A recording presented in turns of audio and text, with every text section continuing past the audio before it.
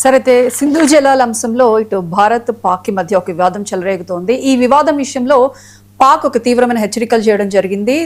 భారత్తో యుద్ధం తప్పదు అన్నట్లుగా పాక్ డిఫెన్స్ మినిస్టర్ ఖవాజా మొహమ్మద్ ఆసిఫ్ హెచ్చరికలు చేయడం జరిగింది. వీటిని ఏ విధంగా చూడాలి అంటే భారత్ కి ప్రమాదం పొంచి ఉంది అనుకోవచ్చా? ఎస్ అండి, ఇప్పుడు 2028 జూన్ తర్వాత సింధు జలాలు, సింధు ఉపనదులు, సింధు నుంచి ఒక్క సుక్క నీరు కూడా పాకిస్తాన్కి వెళ్ళదు అనుకుంటూ భారత జలశక్తి మినిస్టర్ సిఆర్ పాటిల్ ప్రకటించడం జరిగింది ఒక న్యూస్ ఏజెన్సీలో. దీనికి సమాధానం ఏంటి అని ఈ పాక్ డిఫెన్స్ మినిస్టర్ని అడిగేటప్పటికి ఆయన ఇండియాకు డెడ్లీ వార్నింగ్ ఇచ్చారు. అదేంటంటే పాకిస్తాన్ అస్తిత్వమే ఉండదు, పాకిస్తాన్ చనిపోతుంది, పాకిస్తాన్ అంతమైపోతుంది సింధు జలాలు లేకపోతే, ముఖ్యంగా ఈ సింధు నది. కాబట్టి ఈ సింధు జలాలు మాకు రాకపోతే భారత్తో మేము అటాక్ చేస్తాం, భారత్ని ఎదురు దాడి చేస్తాం, సైనిక దాడి చేస్తాం, భారత్తో మేము 6వ యుద్ధం చేస్తాం అంటూ ఈ defence minister, Pak defence minister Khawaja Asif భయంకరమైన వార్నింగ్ ఇవ్వడం జరిగింది. ఇది చాలా డేంజరస్ వార్నింగ్. అంతకుముందు Pak deputy prime minister Ishaq Dar కూడా సేమ్ వార్నింగ్ ఇవ్వడం జరిగింది. అంతకుముందు బిలావల్ భుట్టో ప్రతిపక్ష నాయకుడు కూడా చాలా దారుణమైన వార్నింగ్ ఇచ్చాడనమాట. ఈవెన్ అసీం మున్నీరు, తర్వాత ఎంతోమంది తీవ్రవాదులు, అంటే ముఖ్యంగా జైషీ మహమ్మద్, లష్కర్-ఈ తోయిబా, ఈ ముజాహిద్దీన్, వీళ్ళు కూడా మేము పాక్కి ఇప్పుడు ఈ జమ్మూ అండ్ కాశ్మీర్లో ఉన్న ప్రతి డ్యామ్ని పేల్చేస్తామేమో అనుకుంటూ వాళ్ళు వార్నింగ్ ఇవ్వడం జరిగింది. అంతకుముందు ఇషాక్ దారు కొంచెం డిఫెన్స్ మినిస్టర్ వీళ్ళు ఏంటంటే కలకట్టా దాకా వస్తామనుకుంటూ వాళ్ళు కూడా వార్నింగ్ ఇచ్చారు. ఢిల్లీలో సేఫ్ ఉండదనుకుంటూ వాళ్ళు వార్నింగ్ ఇచ్చారు. ఇవన్నీ ఏంటంటే ఎందుకు అంటే మనం భారతదేశం సింధు జలాలు పాకిస్తాన్ వెళ్లకుండా ఆపేయడం. ఇప్పుడు పహల్గామ్ ఏప్రిల్లో 22, తర్వాత 2025 తర్వాత 26 మంది తీవ్రవాద దాడిలో చనిపోయిన తర్వాత భారత ప్రభుత్వం తీసుకున్న చర్య ఆపరేషన్ సింధూర్ కంటే ముందే చర్య ఏంటంటే పాకిస్తాన్కి ఇచ్చే సింధు జల ఒప్పందం 1960ని అబేయన్స్లో పెట్టడం. నిరవధికంగా అలా పెట్టేసింది, దాన్ని క్యాన్సిల్ చేయలేదు, అబేయన్స్లో పెట్టేసింది. అంటే ఆల్మోస్ట్ మనమేమో ఇప్పుడు ఇండియా ఏమంటుందంటే, ఇండియన్ ప్రైమ్ మినిస్టర్ ఎన్నోసార్లు చెప్పాడనమాట, అదేంటంటే ఈ నీళ్లు రక్తం ఒకేసారి ప్రవహించవు, మీరు రక్తం ప్రవహింపజేస్తున్న టెర్రరిజాన్ని స్టాప్ చేయండి, సింధు జల ఒప్పందం కోసం మనం మాట్లాడదాం, లేదా మీకు సింధు జలాలు రావు అనుకుంటూ ప్రైమ్ మినిస్టర్ చెప్పేయడం జరిగింది.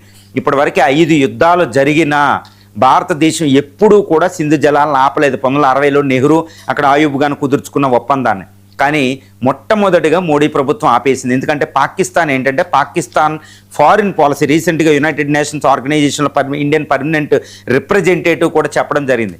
అసలు పాకిస్తాన్ ఫారిన్ పాలసీ ఎవరికైనా ఒకటి ఉంటుంది, ఏ దేశ ఫారిన్ పాలసీకైనా తన ఇంట్రెస్ట్లను కాపాడుకోవాలి. బట్ పాకిస్తాన్ ఫారిన్ పాలసీ ఏంటంటే ఇంటర్నేషనల్ టెర్రరిజం. అది అందువల్ల ఆ దేశానికి అసలు మేము నీళ్ళు ఇవ్వడం అనేది చాలా తప్పు జరుగుతుంది. వాళ్ళు మాకు రక్తాన్ని ప్రవహింపజేస్తే మేము నీళ్ళు ఇవ్వాలా అనే తప్పు. 2, ఇండియా ఇంకోటి కూడా మాట్లాడుతుంది, 1960లో కుదుర్చుకున్న సింధు జల ఒప్పందాన్ని రివ్యూ చేయాలి. అది 1960 స్వతంత్రం వచ్చిన కొత్తలో, తర్వాత ఆల్మోస్ట్ 60 సంవత్సరాలు ఆల్మోస్ట్ అయిపోయింది అనమాట, 60-70 సంవత్సరాలు. ఇప్పుడు అది కుదరదు, ఎందుకంటే చాలా అన్యాయమైన ఒప్పందం జరిగింది. ఎందుకంటే ఈ హైడ్రోలాజికల్ సిచ్యువేషను హిమాలయాల్లో చాలా మారిపోయింది అనమాట అప్పుడుతో 1960తో పోలిస్తే. తర్వాత ఇండియాలో గ్రీన్ రెవల్యూషన్ రావడం, పాపులేషన్ విపరీతంగా పెరిగిపోవడం, హైడ్రోలాజికల్ స్ట్రక్చర్ మారడం, గ్లోబల్ వార్మింగ్ ఎన్నో జరిగిపోయింది. ఇప్పుడు 1960 ఒప్పందం ప్రకారం పాకిస్తాన్కి 80% వాటర్ వెళ్ళిపోతుంది. ముఖ్యంగా కింద నుంచి మనం చూస్తే, ఆ మ్యాప్ చూస్తే జమ్మూ అండ్ కాశ్మీర్లో మనకు అర్థమవుతుందండి, సట్లెజ్, బియాస్, రావి, ఈ 3 రివర్ల నీళ్ళు ఏంటంటే ఇండియాకు వస్తుంది. ఈ తర్వాత ఈ రావి, చీనాబ్, జీలం, సింధు, ఈ నదుల వాటర్ ఏమో పాకిస్తాన్కి వెళ్ళిపోతాయి. ఇది చాలా తప్పు. ఎందుకంటే 80% వాటర్ పాకిస్తాన్కి వెళ్తుంది, కేవలం 20% వాటర్ మాత్రమే ఇండియాకు వస్తుంది. ఆ ఇండియాకు వచ్చిన రాష్ట్రాలు పాకిస్తాన్ అంత టెరిటరీ ఉంటాయి. రాజస్థాన్ ఉంటుంది, ఇటు గుజరాత్ కొంచెం ఆ బేసిన్లో ఉంది, గుజరాత్, రాజస్థాను, తర్వాత హిమాచల్ ప్రదేశ్, హర్యానా, పంజాబ్, జమ్మూ అండ్ కాశ్మీర్లు, ఢిల్లీ వరకు ఇన్ని రాష్ట్రాలు ఈ ఇండస్ బేసిన్లో ఉన్నాయి. మరి పాకిస్తాన్ అంత ఉన్న ఈ ప్రాంతానికి 20% వాటర్ ఏంటి?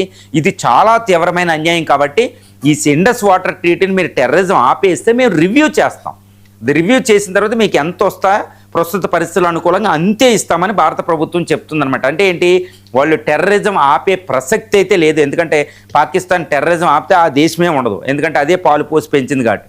టెర్రరిజం ఆపలేక భారత్తో యుద్ధానికి తెగబడుతుంది. టెర్రరిజం ఆపితే మనం ఈ సింధు జలాలు ఆల్మోస్ట్ 50% ఇస్తాం, కానీ వాళ్ళు టెర్రరిజం ఆపే పరిస్థితులు లేదు. ఎందుకంటే పాకిస్తానే టెర్రరిస్ట్ నేషన్. ఈవెన్ వాళ్ళందరూ టెర్రరిస్టుల మీద ఆధారపడతారు. టెర్రరిస్టులని అంతం చేస్తే ఆ టెర్రరిజం వీళ్ళని అంతం చేసే పరిస్థితిలో ఉంది. కాబట్టి పాకిస్తాన్ ఎంటైర్ ఎస్టాబ్లిష్మెంట్, అక్కడ డెమోక్రటిక్ సిస్టమ్ కానీ, అక్కడ ఆర్మీ కానీ, ఆల్మోస్ట్ 7-8 లక్షలు ఉన్న ఆర్మీ కానీ అక్కడ టెర్రరిజాన్ని అంతం చేసే స్థితిలో లేదు. కాబట్టి ఇంకా వాళ్ళకున్న దిక్కేటంటే ఇండియాతో యుద్ధం చేయడమే. కాబట్టి India must be prepared for the war. అంటే పాకిస్తాన్ తప్పకుండా భారత్ మీద అటాక్ చేస్తుందండి. ఈ విషయంలో ఉపేక్షించడానికి వీలు లేదు. ఒకవేళ మనం వాళ్ళు సింధు జలాలు ఇచ్చిన వాళ్ళు అటాక్ చేస్తారు, జమ్మూ అండ్ కాశ్మీర్ కావాలని, వాళ్ళు అసలు ఎట్టి పరిస్థితిలో ఉండరు. But India must be prepared for the 6th war. అది ఏ క్షణంలోనైనా ఏ రూపంలోనైనా మన మీద ఇంపోజ్ చేసే అవకాశం ఉంది. ఇప్పటికే అసిమ్ మున్నీరు అటు డొనాల్డ్ ట్రంప్తో, ముఖ్యంగా అమెరికాతో ఆయన చాలా పెద్ద స్నేహం చేస్తున్నాడు. ఈ ట్రంప్ వల్ల ఆయనకి చాలా ఎంకరేజింగ్ అట్మాస్ఫియర్ ఉంది, అదొకటి మనం మర్చిపోకూడదు. 2 చైనా కూడా వాళ్ళకి కావలసిన ఆయుధాలు ఇస్తున్నాయి.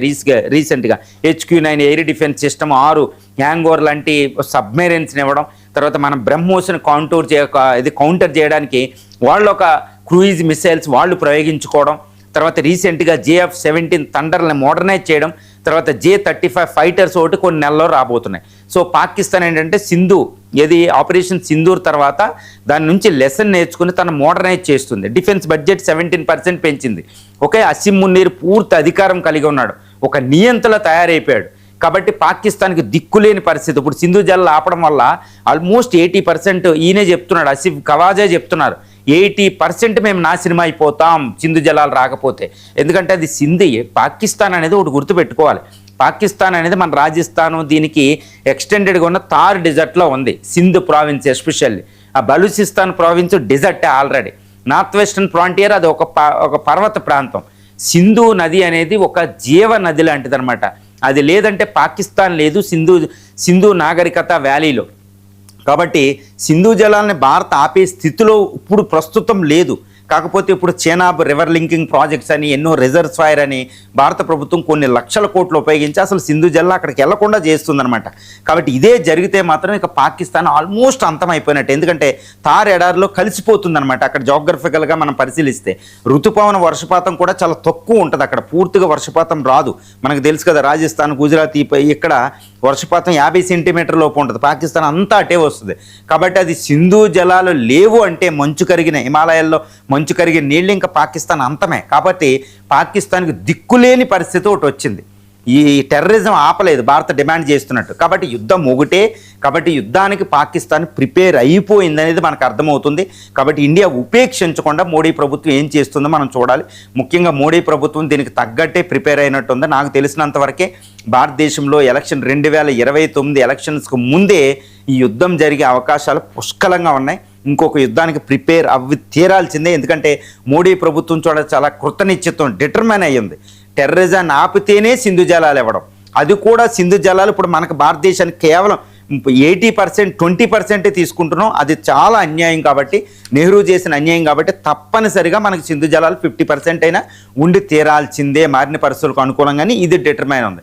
కాబట్టి ఎట్టి పరిస్థితుల్లో భారత యుద్ధం 6వ యుద్ధం జరిగి తీరబోతుంది. కాబట్టి భారత్ దీనికి ప్రిపేర్ అయి ఉండడమే సహజం, మంచిది. ఆ విధంగా భారత సంసిద్ధంగా ఉండడం కూడా ఇక్కడ మనం గమనించాలి. Right sir, Varanasi మసీద్కు